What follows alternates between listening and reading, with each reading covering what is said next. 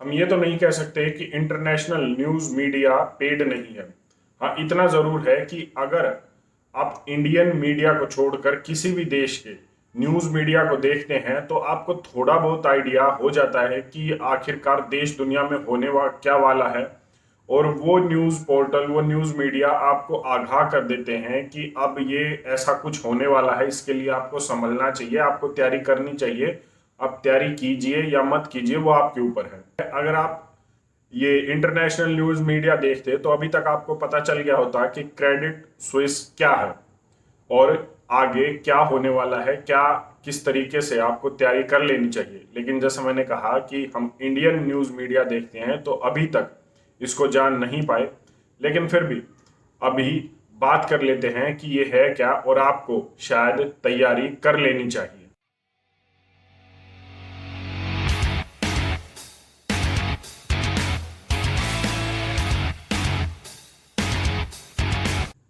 2008 में जो मंदी आई थी, उस मंदी का, इतनी बड़ी मंदी का एक छोटा सा बैंक कारण था।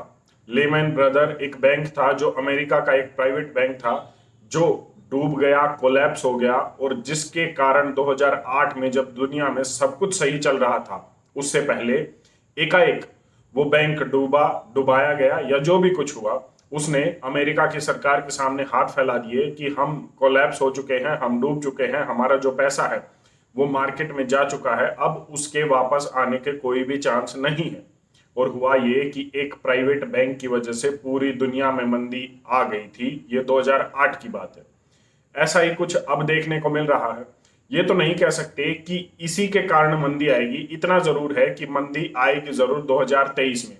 क्रेडिट स्विस एक स्विट्जरलैंड का बैंक है जो ग्लोबल इन्वेस्टमेंट बैंक है। आप इसे एसबीआई से कंपेयर कर सकते हैं। भारत में जैसे एसबीआई है, वैसे ही स्विट्जरलैंड में क्रेडिट स्विस बैंक है। और क्रेडिट स्विस बैंक में एक बहुत बड़ा क्राइसिस हो गया है।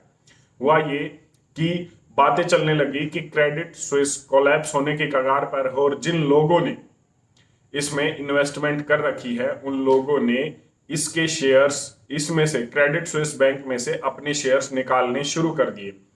अब ये इतना इंपॉर्टेंट बैंक है कि इसकी जो हम कहते हैं नेटवर्थ है, वो ट्रिलियन ऑफ डॉलर्स में है। तो एक बहुत बड़ी वैल्यू रखता है। यही नहीं कि ये एक ग्लोबल इन्वेस्टमेंट बैंक है, इसके साथ साथ ये रिपोर्ट्स भी जारी करता है। और शायद आपको जानकारी न हो कि क्रेडिट स्विस बैंक की रिपोर्ट्स काफी क्रेडिबिलिटी रखती है, काफी अकाउंटेबिलिटी रखती है। बड़े बड़े देश हैं जो क्रेडिट स्विस की रिपोर्ट्स पर अपनी आंखें गड़ाए रखते हैं, नजरें टिकाए रखते हैं कि क्या क्रेडिट स्विस की रिपोर्ट आएगी, हम उसके अकॉर्डिंगली चलेंगे और उसके अकॉर्डिंग अपनी नीतियां बनाएंगे, अपनी चीजों को काउंटर करेंगे, पॉलिसी बनाएंगे, रेपो रेट बढ़ाएंगे, घटाएंगे। तो ये सब क्रेडिट स्विस बैंक के कारण होता है, उसके रिपोर्ट्स के कारण होता है। अब जब उस बैंक के कोलैप्स होने के, उसमें क्राइसिस आने की बात चल रही है, तो यकीन मानिए इसे लेमैन ब्रदर का जो बैंक है 2008 में जो कोलैप्स हुआ था, उसके आप बराबरी में रख सकते हैं।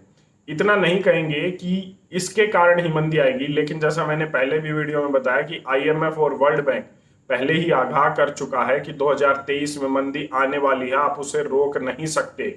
और जिस चीज को आप रोक नहीं सकते, जो होने वाली है या जो करवाई जाने वाली है, तो उसके लिए आपके पास सबसे बड़ी और सबसे अच्छी एक ही बात होती है, एक ही ऑप्शन होता है, वो होता है उसके लिए आप तैयारी शुरू कर दें। अब जब मंदी आने ही वाली है तो उसके लिए सबसे अच्छी तैयारी है कि आप अपना पैसा अपनी जेब में रखें। इसके अलावा आप कोई भी तैयारी नहीं कर सकते। और सिर्फ इतना ही है जो आपके हाथ में है, जो आप कर सकते हैं, ताकि जो मंदी का फेज है, जो रिसेशन का फेज है, आप उसमें से निकल जाएं और जो आने वाला फेज है उसमें एंटर करें। क्योंकि 2008 की मंदी, बेशक आप ये कहें कि भारत में इसने ज्यादा असर नहीं डाला था, लेकिन ग्लोबली करोड़ों लोगों की नौकरियां गई थी। आज तक वो लोग पटरी पर नहीं आ पाए हैं, उनकी लाइफ जो है नॉर्मल नहीं चल पाई है। भारत में उस समय इतना था कि इतनी डिजिटलाइजेशन नहीं थी, लोगों के पास हार्ड कैश था, सेविंग्स था। और लेकिन जब हम 2008 से और अब तक की बात करें, 2022 की बात करें, लगभग 13-14 साल हो गए हैं। जो डिजिटलाइजेशन का फेज जो 2016 के बाद आया है, जो डिमोनेटाइजेशन के बाद आया है, वो एक बड़ा खतरा है रिसेशन के लिए। क्योंकि लोगों की सेविंग्स तो घटी ही है, उसके साथ साथ डिजिटलाइजेशन हुआ है, लोगों के पास हार्ड कैश नहीं है।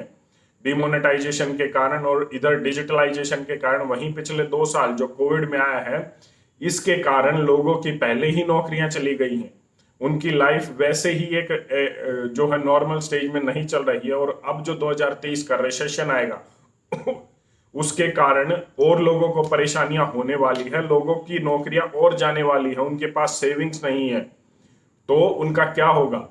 जब लोगों के पास नौकरियां नहीं है, उनके पास सेविंग्स नहीं है, डिजिटलाइजेशन के कारण उनके पास हार्ड कैश नहीं है, तो आप सरवाइव कैसे करेंगे? अगर आपके पास इसका जवाब हो तो जरूर दीजिएगा, क्योंकि मेरी नज़र में तो जो आने वाला रिसेशन जो 2023 में आएगा, जिसे अब शायद दुनिया या दुनिया का कोई भी देश नहीं रोक सकता, उसका एक ही उपाय है कि आप अपनी सेविंग्स को कीजिए, उन्हें बढ़ाइए, कुछ हार्ड कैश रखिए, ताकि आप आने वाले रिसेशंस की मार झेल सके। आप इस पर अपनी क्या राय रखते हैं, एक बार कमेंट करके जरूर बताएं। आप इस पर अपनी क्या राय रखते हैं, एक बार कमेंट करके जरूर बताएं। धन्यवाद। जय हिंद।